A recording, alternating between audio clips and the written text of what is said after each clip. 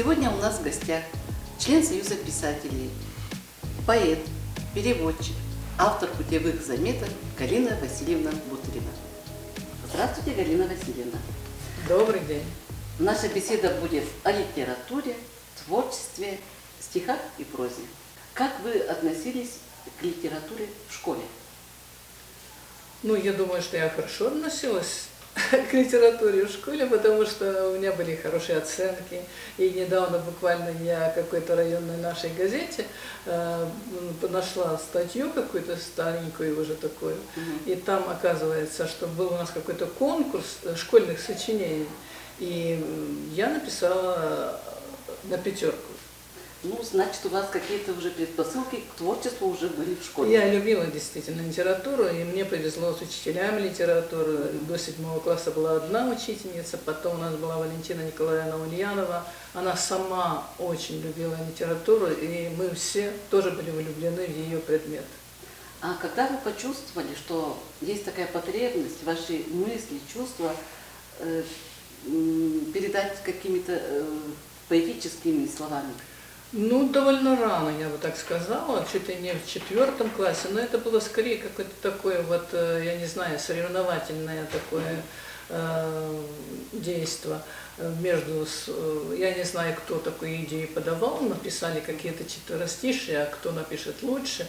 Ну, баловство, наверное, это все-таки было. А потом уже в 6 классе, опять же, я, оказывается, принимала участие в конкурсе, как мне сказал наш краевед Николай Степанович Калинин. Он привез даже газету, где было напечатано, что был конкурс, и 2 место заняла ученица 6 класса Галина Бутырева. Вот. А я всегда думала, что я заняла тогда 3 место. Но вот попробовала писать, видимо, уже в 6 классе. Но это были такие, конечно, я думаю, несерьезные какие-то. С маленького ручейка начинается большая река.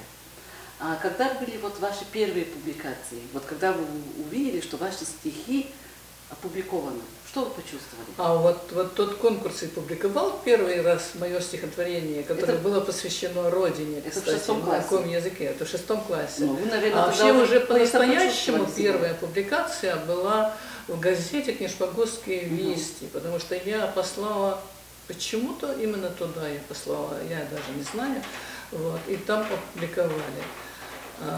И тем не менее, самой первой серьезной публикацией я считаю публикацию в газете «Красное знамя». Там была всегда литературная страница, и было небольшое вступление, предисловие к моему стихотворению о Надежде Мирошниченко.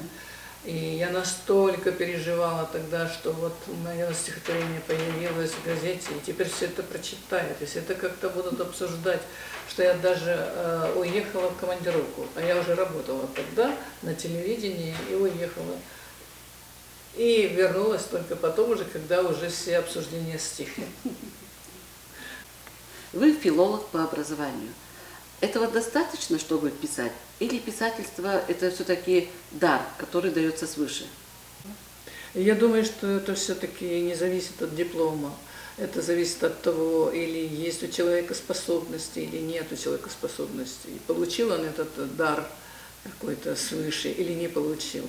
Потому что вы же знаете, в литературе много таких примеров, когда врачи, тот же Антон Павлович Чехов и многие другие были прекрасными литераторами, прекрасными писателями и поэтами. Вы одна из немногих авторов нашей республики, которые пишут верлибром, белыми стихами. А почему так получилось? Это был ваш выбор или верлибр вас выбрал? Ну, это трудно сказать, кто кого выбрал. Скорее всего, это обоюдно происходит в конечном счете, потому что как писать, это происходит в том случае, если ты ощущаешь какую-то внутреннюю потребность писать именно так, а не иначе. Об этом можно очень долго говорить, но я думаю, что повлияло и то, что где-то на 4 курсе, по-моему, у меня была курсовая работа о творчестве литовского поэта Эдуардаса Межелайтиса. И его произведение «Человек» так называлась поэма, было написано, конечно, свободными стихами, верлибром. И я подумала, а почему бы мне так не попробовать? И когда я первую какую-то такую вот попытку сделала, я ощутила, что это очень естественно для меня. Это самое главное, ощутить, что для тебя это естественно, эта форма.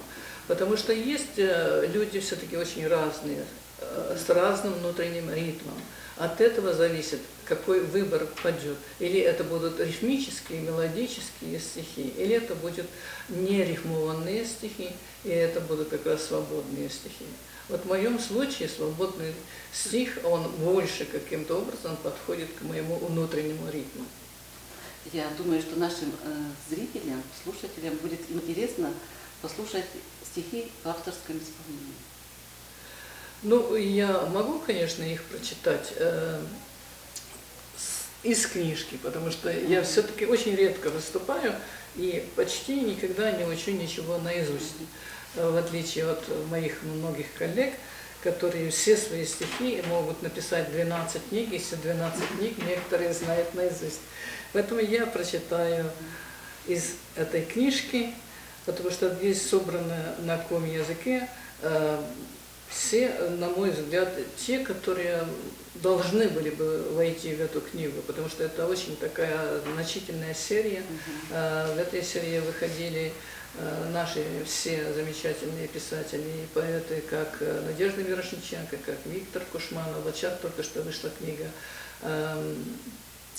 очень хорошего поэта Попова Андрея.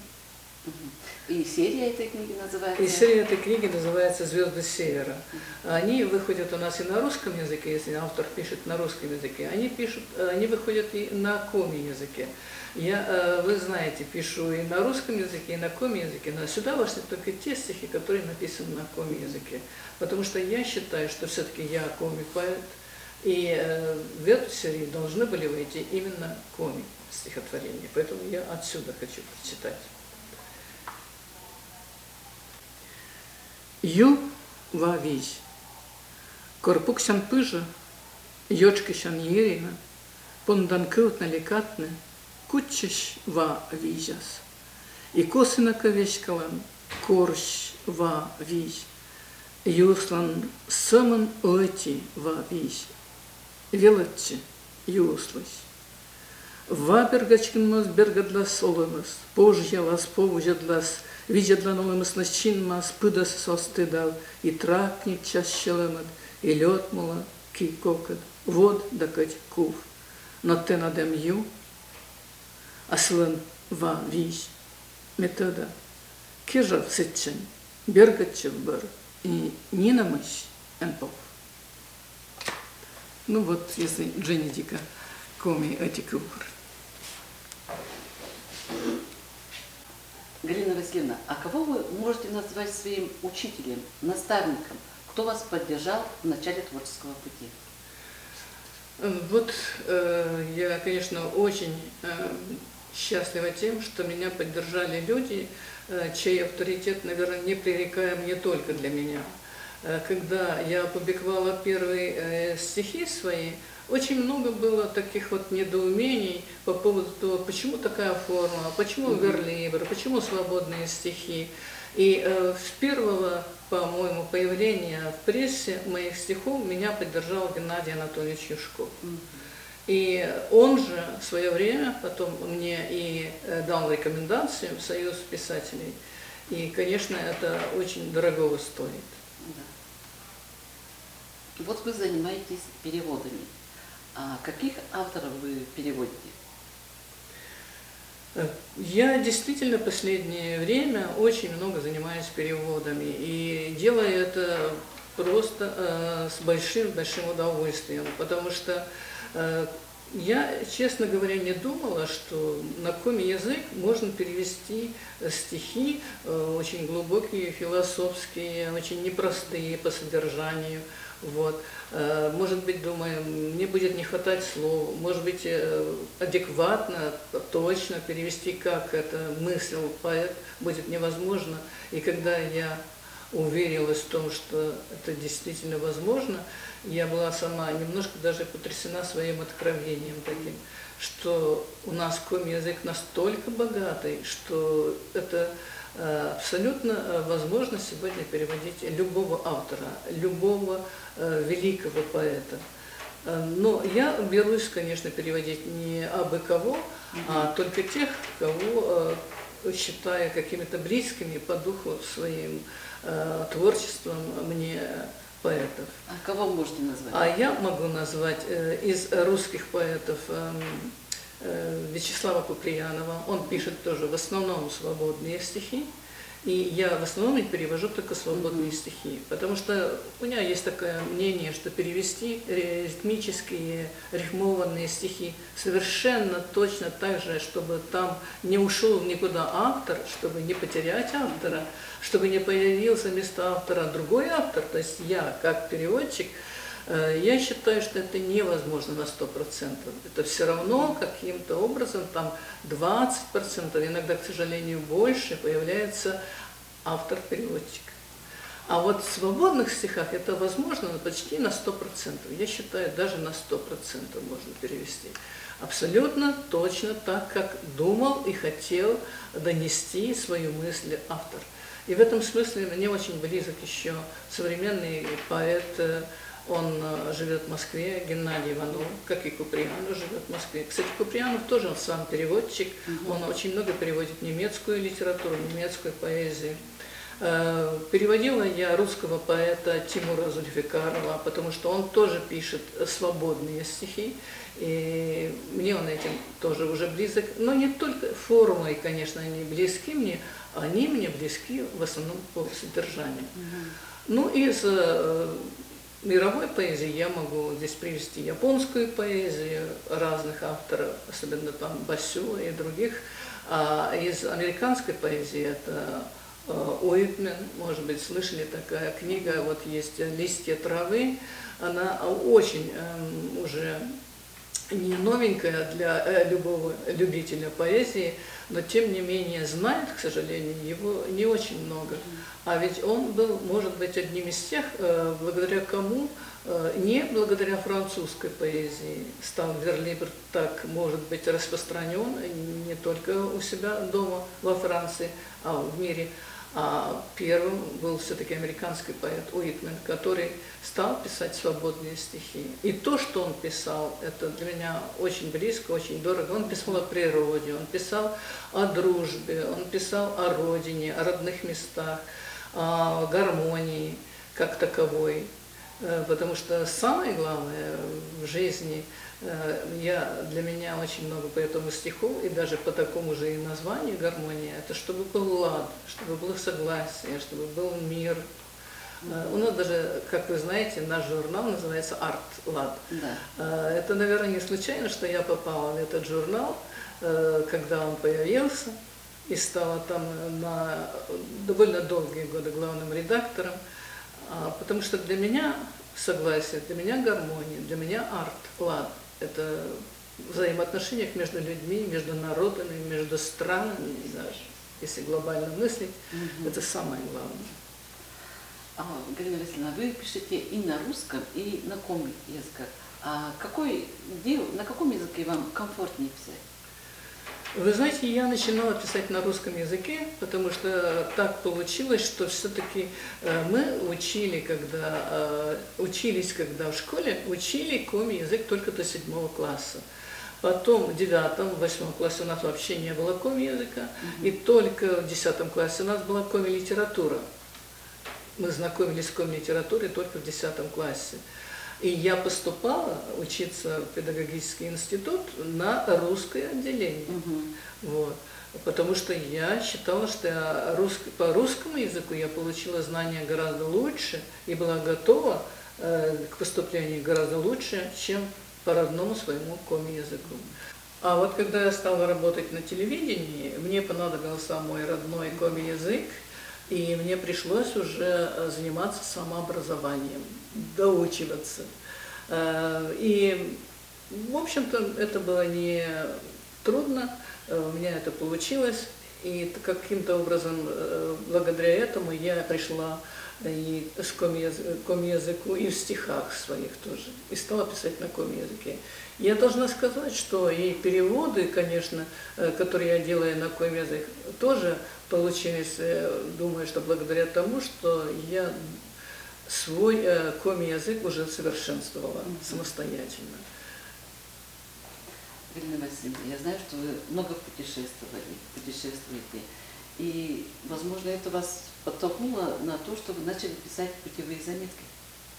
Ну, это естественно, потому что каждый человек, который ездит, он все равно с собой берет, а потом человек пишущий, все-таки немножко пишущий человек, он должен взять с собой какую-то записную книжку, записывать какие-то свои впечатления.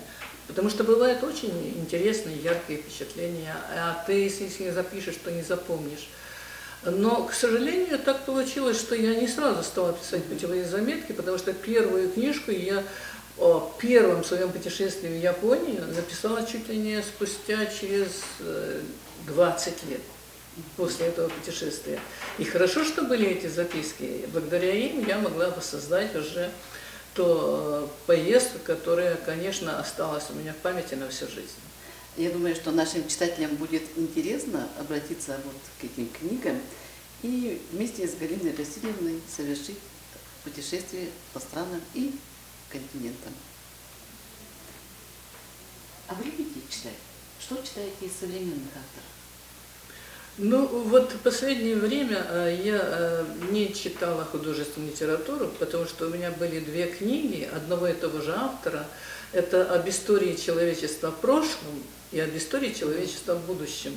Вот есть такой очень интересный современный автор, книги его бестселлеры, это Харари.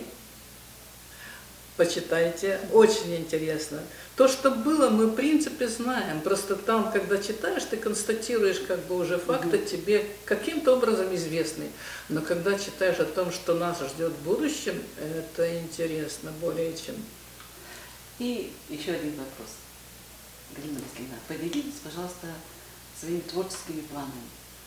Ну, если очень коротко, вот буквально сегодня сдали типографию новую книгу «Записки путешественника». Из этой же серии, если вот здесь у вас стоит книга «Дорогая моя планета», она посвящена путешествиям заграничным, так скажем, да, разных странах мне удалось побывать, и я их собрала под одну крышу, так сказать. А вот теперь, во время пандемии, я решила написать такую книгу, потому что она была недописана. У меня были уже книжки, которые рассказывали о путешествиях по России, по республике Коми, по родной нашей земле. А вот те путешествия, которые были, скажем, чуть позже или раньше, на Соловки, на Байкал, на Камчатку и так далее, у меня не были написаны. И я буквально в прошлом году в апреле закончила эту книгу. И вот сейчас мы сдаем это в типографию, и я думаю, что они недолго будут печатать. Через пару недель, может быть, ваша библиотека чуть ли не первая и получит такую книгу в подарок от меня. Спасибо большое. И будет она называться «Наедине с Россией». Я думаю, что нашим читателям будет очень интересно познакомиться с этими путевыми заметками. Я буду рада, если будут читатели. Галина Васильевна, вам большое спасибо за интервью. И желаем дальнейших творческих успехов. Спасибо большое. Спасибо.